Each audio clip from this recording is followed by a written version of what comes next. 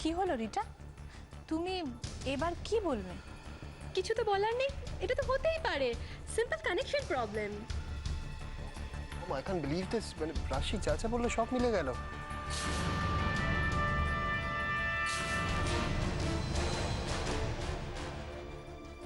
আমি জানি ম্যাডাম, আপনি আজ কোনো হিসেব মেলাতে পারছেন না, তাই তো? আমি একটাই কথা বলবো আপনাকে, আপনি আমাকে যতই ভুল বুঝুন না কেন, আমি কখনোই কোনো ব্যক্তির বিরুদ্ধে না।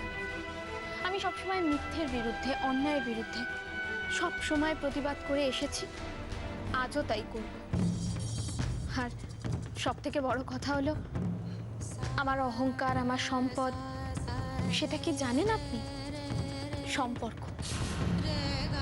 যাকে আমি এত ভালোবাসি, তার পরিবার আমায় মানুক না মানুক, তার পরিবারের বিপদের দিনে আমি কখনো মুখ ফিরিয়ে নিতে পারবো না, নিজেকে দূরে সরিয়ে রাখতে পারবো না ম্যাডাম। আমি জানতাম রাশি, তুমি এতটা সেলফিশ হতে পারো না। আমি এই রাশিকেই তো এতদিন ধরে খুঁজছিলাম। আমার এই রাশিকেই তো আমি চিনি, যে সবার জন্য ভাবে। এতদিন ধরে এই কথাগুলো তুমি আমাকে যদি বলতে, তাহলে আমি তোমাকে এইভাবে ভুল বুঝতাম না। আই এম সরি রাশি। তোমার ওই বড় বড় কথা আমি শুনলাম, অনেক কথা শুনলাম, তোমাকে আমি বিশ্বাস করি না। Anyway, thanks for alerting me.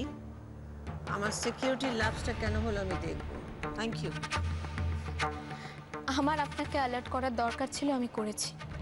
এবার বিশ্বাস করা না করা সম্পূর্ণ আপনার ব্যাপার।